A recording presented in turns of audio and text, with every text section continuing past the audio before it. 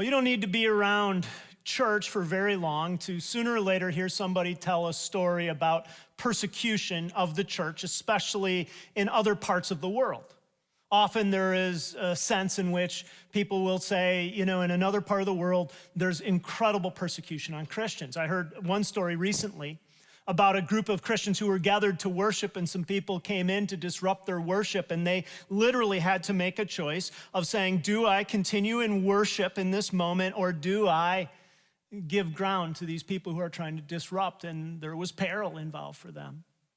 Sometimes that's hard to imagine in the United States because where we live, in the time in which we live, it doesn't seem very common. And although there are some who would say religious persecution in the United States is on the rise and there is a lot of kind of signs that that is coming more and more, there are others who would say if you want to talk about religious persecution, certainly don't talk about it if you're an American because you have no reason to ever talk about what it has been like. And I can see both sides of that. But one thing seems clear to me, and that is that there is certainly a dialogue in our country today to silence the voice of people of faith. Let me just give you one example. This is an article that appeared in the USA Today, and it was in response to the events that took place at the Capitol last month. Here's what Rachel Mikva wrote, and here's what she said. One of the leaders in this assault on the Capitol cried out, "Jesus Christ, we invoke your name." It was a vivid demonstration of the problem of Christian nationalism and the danger that this poses to our country. An estimated 20% of American adults, most of them white, believe that the United States should be an expressly Christian country with biblical teachings guiding every aspect of civic life. Furious and frightened about losing the cultural war battles over abortion rights, LGBTQ equality, and gender norms, Christian nationalists have declared a holy war, drawing on apocalyptic language from the book of Revelation about the cosmic battle between good and evil. At the Capitol riot, insurrectionists carried large wooden crosses, Bibles, and Jesus flags. Some organizers called the attack the Jericho March. And what caught my attention after I saw this article was I heard a commentator talk about a Bill Maher episode. He does real time, I think, on HBO. I don't have an HBO subscription, so I Googled it later, saw it, but I saw somebody talk about it. And Bill Maher had a segment in which he went after this idea of Christian nationalism. Now, to be sure, Christian nationalism is an issue. Christian nationalism says that the United States and Christianity are one and the same, and that therefore all that we do as a nation should be blessed by God. But what Bill Maher did, who, by the way, is a cultural Jew, not a person of faith, and would be a proud agnostic atheist in the way that he describes himself. What he did is he said, basically, if you are a Christian and you have any affinity for our country, you are a Christian nationalist. And what he was quickly doing was moving from there's this group, this fringe group that you should maybe be concerned about, to anybody who believes the Bible is one and the same. Okay? And the reason that this caught my attention is because the way this article was written, the way he talked about it, what was being done was it was being said, if you believe anything about the Bible and you stand for the national anthem or you pledge allegiance to the flag, then you're a danger to our society because you're a Christian nationalist. And notice how the words were phrased. Mostly white. In other words, you're also probably a white supremacist, and you are opposed to abortion rights, so you're against women's rights. You're opposed to LGBTQ rights. In other words, you hate gay people, and therefore you're a danger to our society. Now, if you have been around Orchard Hill, hopefully that strikes you a little bit because those are things that you don't need to associate with, because if you are biblical, and hopefully if this is your expression of faith, what you've come to say is that God loves people, all people. And we love people. We love all people. We may take a stand on some issues, but it doesn't mean that we're anti-groups of people. But what's being done is it's saying that if you have any biblical view, then you're a Christian nationalist, you're a danger, you should be excluded from public debate. Now, you may say, okay, what does this have to do with Daniel? I'm glad you asked.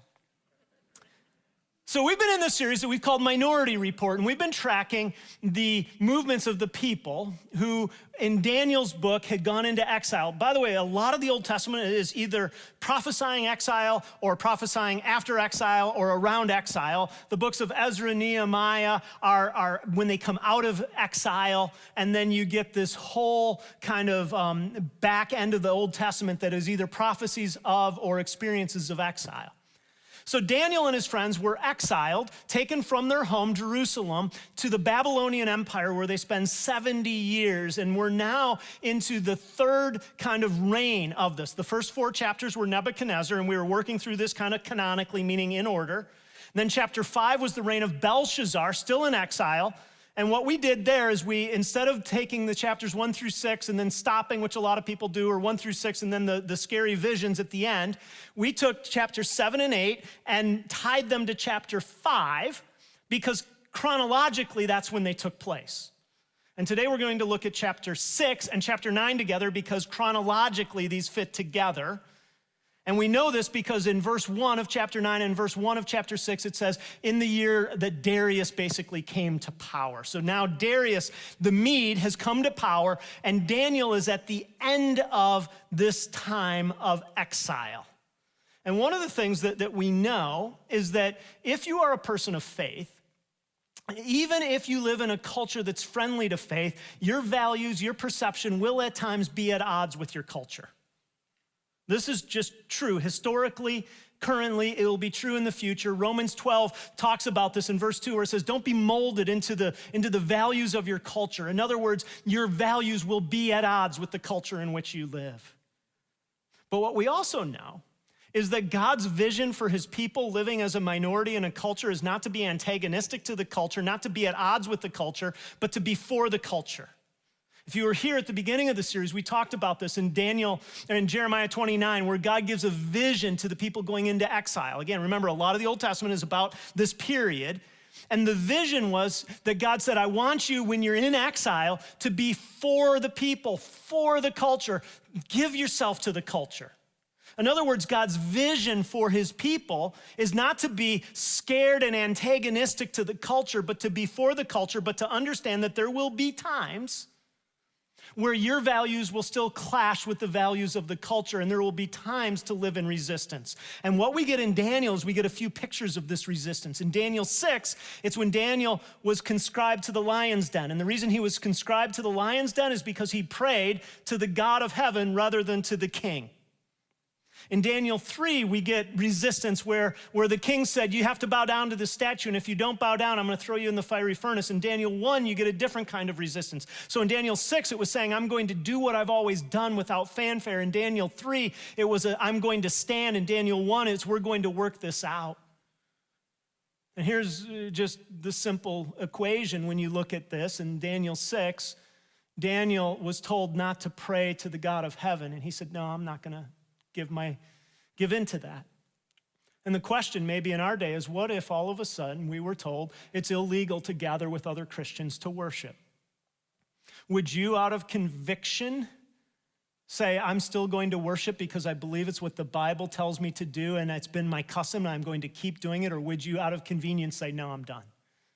And probably more likely isn't that it'll be illegal, but that it'll be frowned upon to such an extent because people will say, if you go to a church, you must be one of those Christian nationalists, one of those people who is a white supremacist and hates gay people, therefore you're a societal menace, rather than somebody who says, I simply am a worshiper of God. And so there is a sense in which we have this crisis that's coming. And so what we're going to do today, and I want you to just kind of buckle in, we're going to cover a lot of territory very fast, but if you hang with it, I think you'll find a benefit here. We're going to look at chapter 9. There's a prayer in verses 1 through 19, a confession. We're going to look at that. Then we're going to look at this prophecy in Daniel 9, verses 20 through 27, which is one of the most confusing prophecies in some ways, and certainly one of the most contentious in the Bible. And I'm going to clear it all up for you in about 5 minutes when we get there. That is a joke. And then we'll come back to the crisis in Daniel 6, that Daniel was facing. And what I think we'll see is that it was the vision, the prayer that gave him the strength to be part of the resistance when his moment came. So here's what we'll do. We'll start with this prayer. And here's what we get. Daniel chapter 9, it says this: in the first year of Darius, son of Xerxes, a Mede by descent, who was made ruler of Babylon. Again, this ties it to Daniel 6. We don't know exactly what came first, if it was this vision or the lion's den, but my sense is that this vision came first. Maybe even it was what Daniel was praying as he was going to the lion's den. Then we get this. In the first year of his reign, verse 2, I, Daniel, understood from the scriptures, according to the word of the Lord given to Jeremiah the prophet, that the desolation of Jerusalem would last 70 years. So Daniel's having a quiet time reading Jeremiah, and all of a sudden he sees and understands the prophecy says that 70 years they'll be in exile.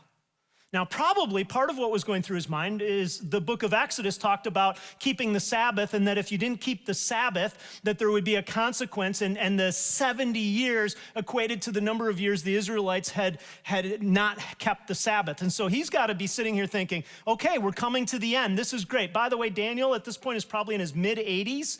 He was 15 when he went into exile, and we're almost done with the 70 years, okay? That's how this works. And here's what he does, verse 3. So I turned to the Lord God, I pleaded with him in prayer and petition, in fasting, and in sackcloth and in ashes, signs of repentance. So he doesn't just say, well, since God decreed it, it must be, but he prayed and said, I'm going to repent. I prayed to the Lord, my God, and confessed, Lord, the great and awesome God who keeps his covenant of love with those who love him and keep his commandments. We have sinned and done wrong. We have been wicked and we have rebelled. We have turned away from your commands and laws and have not listened to your servants, the prophets, who spoke in your name to our kings, our princes, and our ancestors, and to all the people of the land. And so Jeremiah confesses sin. Now, if you've been tracking the book of Daniel up until now, you would at least have a moment of saying, really? Like you've been the good guy through this story. Why do you need to confess sin at this point? And you know, just in our day, that there are a couple different ways we can use we. Sometimes you can use we to mean you, and sometimes you use we to mean me. Well, let me give you an example. In my house, my wife does about 99% of the grocery shopping. So if I say, hey, next time we go to the store, we should get, I don't mean me, I mean you, okay? And she has a whole host of we's that mean you, me, my husband, you do this. I told her I wouldn't use them because I didn't ask her permission today. But she has just as many we's that mean you. Sometimes when people look at this prayer, they say, we should get together and pray this. And what they mean is, I'm righteous, you're wicked, you should pray it because you need to repent. We need to repent, you need to repent. But what Daniel does here is not you need to repent, because he wasn't the one who had been in the wrong in that sense, but he says we, meaning me. And I believe what we're seeing here is that he had such a vision of the righteousness of God that he was able to include himself in those who needed to repent. In fact, here's where we see this in verse 7. Here's what it says.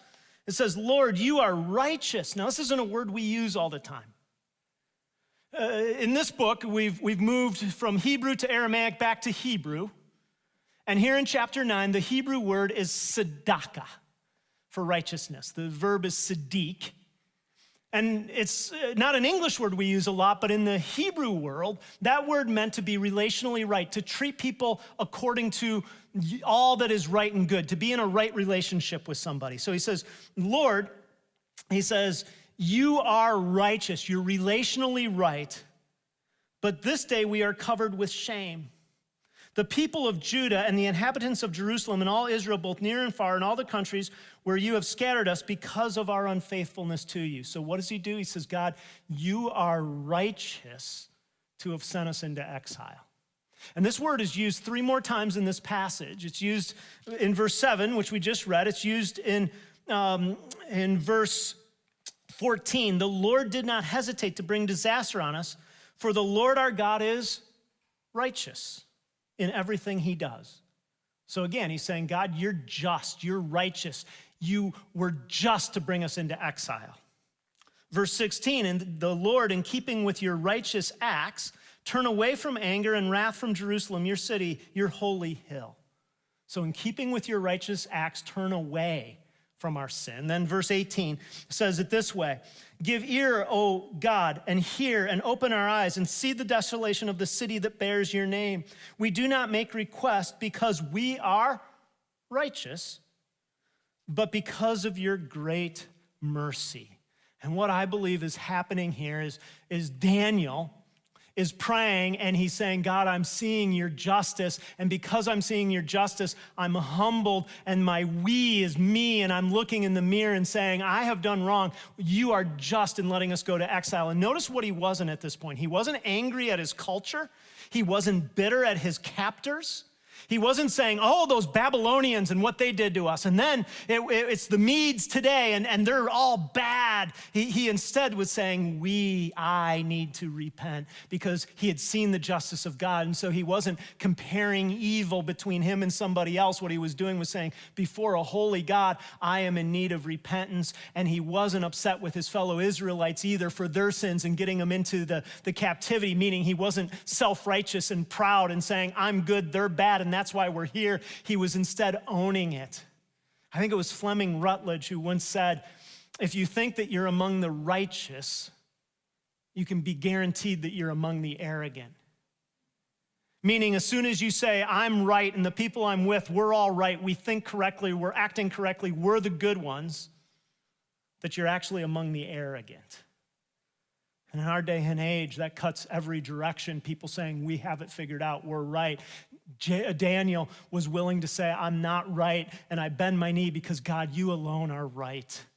And in saying it's not our righteousness, but it's your great mercy, I believe what he was doing was he was looking ahead to the cross and saying, it's your righteousness that actually makes it so that I don't face the consequences of my sin.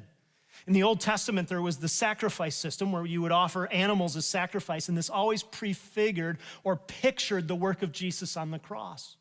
That Jesus goes to the cross so that his righteousness is satisfied of a penalty being paid for sin. And when you come to Jesus, then it is righteous for him to forgive and to restore.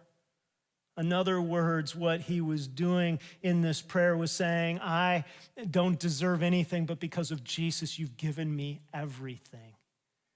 And as a result, he wasn't filled with self-pity. You see, he had a sense here of the real justice of God. So that's the prayer, the confession about the justice of God. Here's the prophecy. And this is verse 20 through 27. And here's what we read. It says, while I was speaking and praying, confessing my sin and the sin of my people Israel, and making request to the Lord my God for his holy hill, while I was still in prayer, Gabriel, a man I had seen earlier vision, came to me in swift flight about the time of the evening sacrifice. Would have been about 3 o'clock in the afternoon when they did this. He instructed me and said, Daniel, I have now come to give you insight and understanding.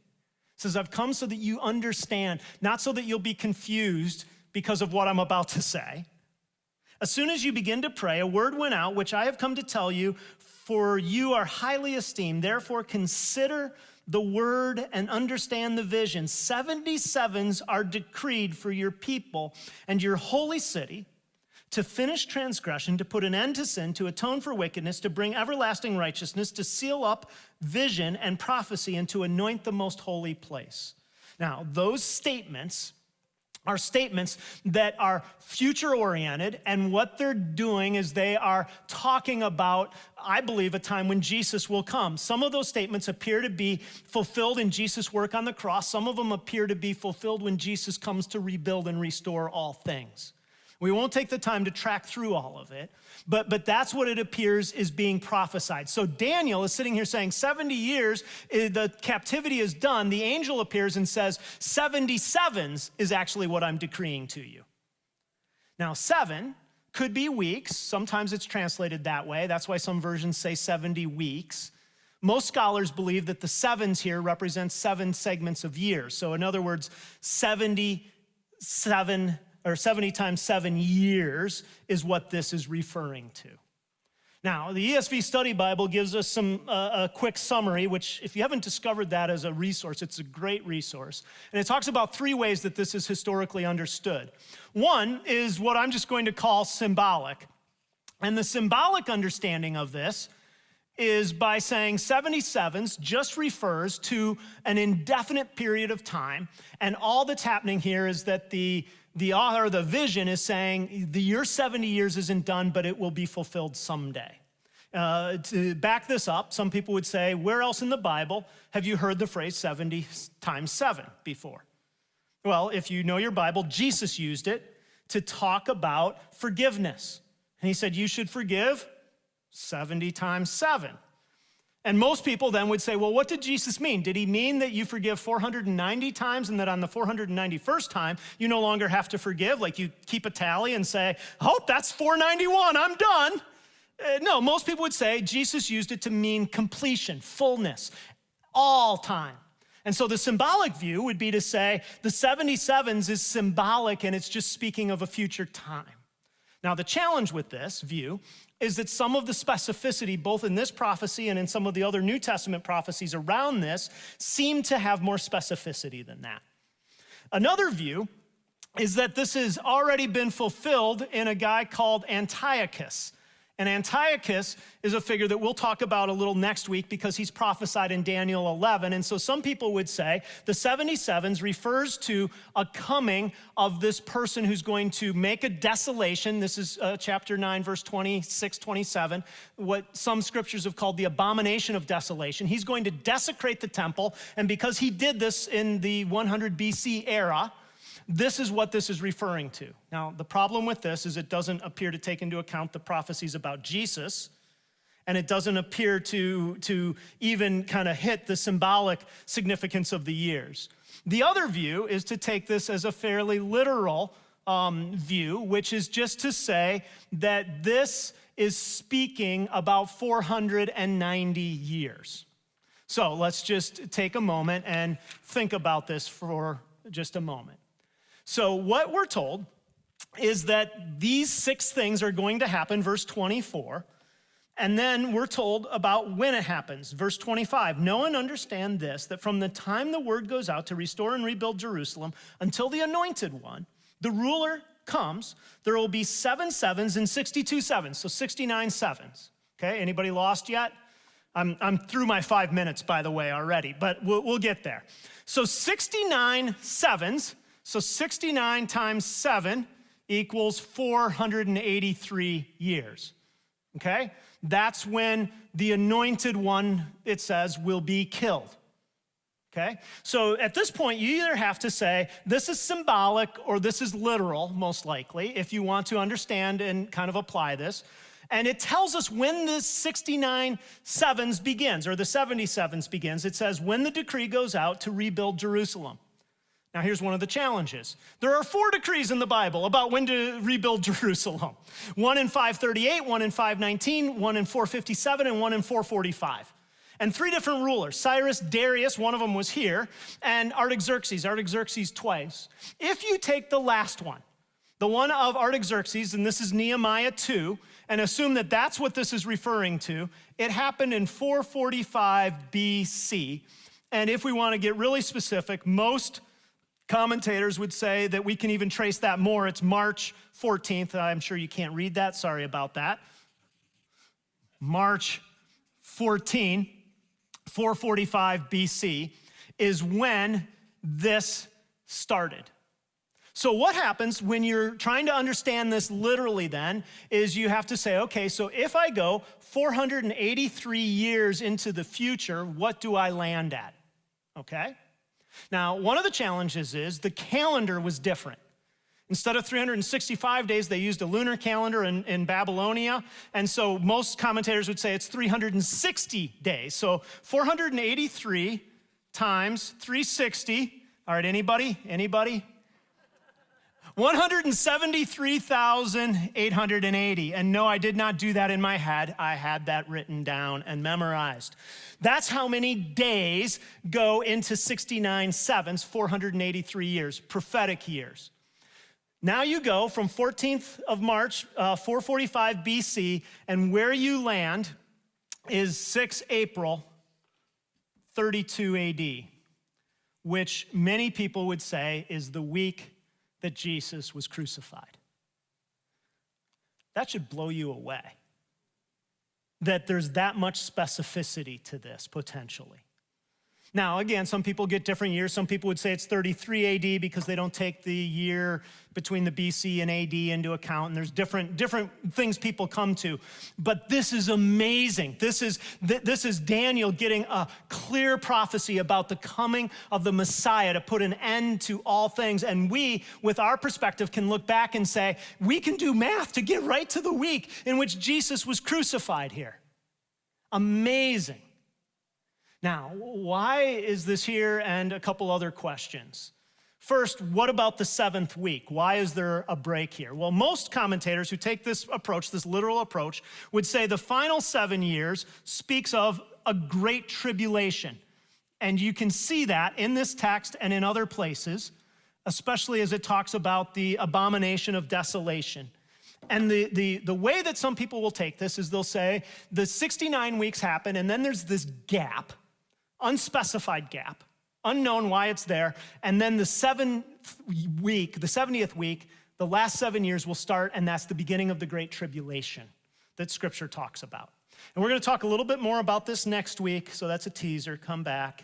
Unless you're already bored, in which case you're going to say, I'll come back for the next series in March. We understand. But what happens here is you have to have a 62-week gap to get this, or if you take this literal view, all of a sudden you go symbolic. So you're like literal, now it's symbolic. I don't think the point is ultimately here that Daniel was sitting around going, I don't know which this is. Remember, it was told, it was given you to understand. In other words, I don't think he was facing the lion's den going, is this premillennial or is this postmillennial or amillennial or pre-trib? I don't think that's what he was doing. I don't think he had a little chart and he was getting it all out. And by the way, that's bad teaching to mention words and not define them. If you don't know what those mean, don't worry about it. If you do, I don't think Daniel was sitting here going, I am this. I have this view of end times. I think he was sitting here saying, oh my goodness, there is going to be sin that is going to continue, and God's going to keep dealing with it and keep dealing with it and keep dealing with it until he ultimately deals with it and makes everything right. In other words, the world that we live in is messed up. It'll keep being messed up, but my justice will be seen. So he is praying about the justice of God. Now he gets a prophecy about the justice of God. And by the way, I do believe that there's a tribulation that's future because Jesus in Matthew 24, Mark 13 talked about an abomination of desolation that was still future. And again, we'll talk a little more about that next week. So now let's go back to this crisis. So Daniel 6 gives us this crisis that Daniel was in. Again, same time frame. And here's what we see is that as his faith was challenged, that because he had a sense that God was just, he was able to have a life that was both for his culture. He was one of the people in charge that the king, the new king, Darius, wanted to remain in power. And yet he faced a crisis where people were saying, we can get him because of his faith. I love this little phrase in here where it says, we know that we could get him neither because he was corrupt nor negligent, but it had to be according to his faith. And so what they do at this moment is the people who conspired against him said, if you pray to the king, because they knew he went and prayed every day, then he's got to be thrown to the lion's den. Now, I don't know how you've ever read this story. When I read this story as a kid and even now, there's a piece of me that says, well, this is easy, just close your door. Like he opened his door intentionally and prayed. And there's a piece of me that says, why don't you just close your door? And I believe the reason he didn't close his door is not because he wanted the experience of going to the lion's den, but because he had such a developed view of the justice of God that he says, I would rather choose faithfulness to God, and in this moment it feels like faithfulness to God than expedience for myself. You see, we live, majority culture, where what we do is we say we want expedience, we want to take care of ourselves, we want to survive. That's our highest end. But when we've been revolutionized by the justice of God, what happens is we start to say, there's something bigger at stake. I can live in light of this current crisis, this current moment, in light of what I know is unseen. Because I know who God is and I know where he's taking history. And when that's true, then whether my crisis is personal or whether it's a corporate crisis, what will happen is I'll be able to say I would prioritize faithfulness to God over my own expedience in life. This is why I believe he kept his door open. Now, I don't know what kind of crisis you're facing today, if you're facing a crisis. I don't know what crisis you'll face in the future. But what I know is that if you don't have a developed sense of God's righteousness, both now and in the future, that you will be tempted to say, right now, what matters is that I get out of this situation unscathed. And sometimes it's because we value the wrong things. Let me just speak maybe to the broader context. I believe that one of the things that's happening in our culture, American culture today, is that religious liberties, freedoms are being encroached upon in greater and greater ways in the days that we're living in, and I can see more of it coming.